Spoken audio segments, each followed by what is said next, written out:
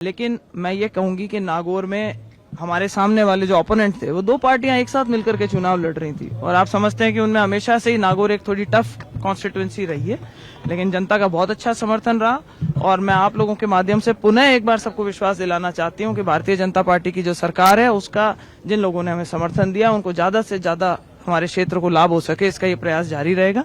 और कारण क्या रखे आपने कुछ कारण बताए होंगे, उन्होंने पूछे होंगे, पार्टी ने कोई कारण भी आए सामने? कुछ होते हैं अपने डिस्कशंस करने की चीजें होती है जिनको सुधारा जा सकता है। मेरी हमेशा से ये सोच रही है कि जो कमी रही है उसके ऊपर हम बिल्ड करें, उन कमियों को दूर करें, ताकि आने वाले जैसे ही हमारे बाई इलेक्शन होंगे उसके अंदर हमें वापस से वो गलतियां जो सुधारने की जरूरत है और ज्यादा मजबूती के साथ लड़ेंगे। और क्योंकि अब फोकस विधानसभा के अंदर ये क्योंकि उपचुनाव होंगे तो ज्यादा अच्छे से फोकस कर सकते हैं, तो हमारी कोशिश यही रहेगी कि हनुमान जी क्या बीजेपी के नेताओं के संपर्क में है क्या?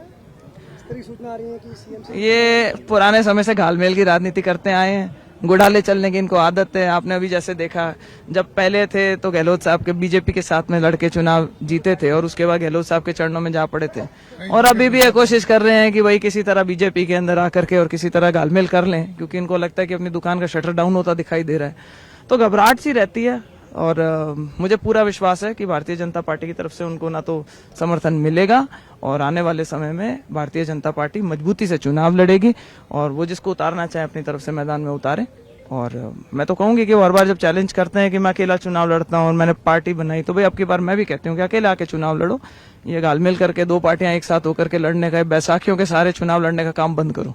खेमसर की सीट खाली है, क्या आप वहां से मैदान उतरना चाहेंगे बीजेपी लड़ाई? नहीं, अभी ऐसा कोई चर्चा इस बारे में नहीं हुई है। जो पार्टी का निर्देश होगा उसके हिसाब से काम करेंगे, पर हम सभी मिलकर के बहुत अच्छे मजबूती से चुनाव लड़ेंगे और पक्की बात है कि खेमसर की जो सीट है वो इस बार भारतीय जनता पार्टी के पक्ष में जाएगी। नागौर के अलावा हम पूरे स्टेट की अगर बात करें, सीटें कम हुई है, मानना पड़ेगा जी। क्या प्रमुख कारण आपको देखने को मिले? स्टेट में आपकी भी और नेताओं से भी बात हुई होगी, क्या कारण सामने आ रहे हैं?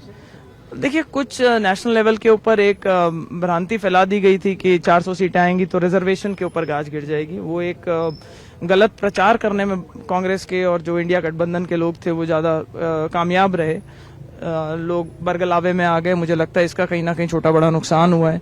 और उसके अलावा ये होता है कि भारतीय जनता पार्टी पिछले 2 बार से लगातार 25 सीटें राजस्थान में जीतती आई थी। आप सभी जानते हैं कि टॉप पे पहुंचना आसान होता है पर टॉप पे बने रहना थोड़ा मुश्किल होता है, लेकिन फिर भी मैं ये कहूंगी कि अच्छा नतीजा रहा है, वोट परसेंटेज की टर्म्स के अंदर अच्छा रहा है।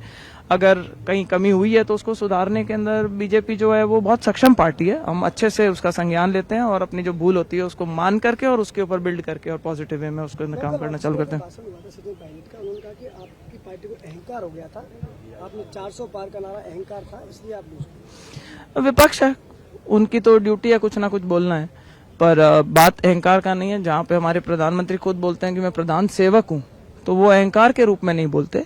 और जो भी उन्होंने आज तक फैसले लेने की बात करी है वो देश के हित में फैसले लेने की बात करी है। तो जब वो 400 बोल रहे थे तो मोदी जी अपने लिए नहीं मांग रहे थे, वो देश को एक सही दिशा में ले जाने के लिए वो उस तरीके का समर्थन चाह रहे थे जनता से। और मुझे बहुत खुशी है इस बात की कि वो तीसरी बार लगातार प्रधानमंत्री बने और मुझे पूरा विश्वास है कि हमारा भारत नई ऊंचाइयां, उनके नेतृत्व के अंदर नई ऊंचाइयां छुएगा।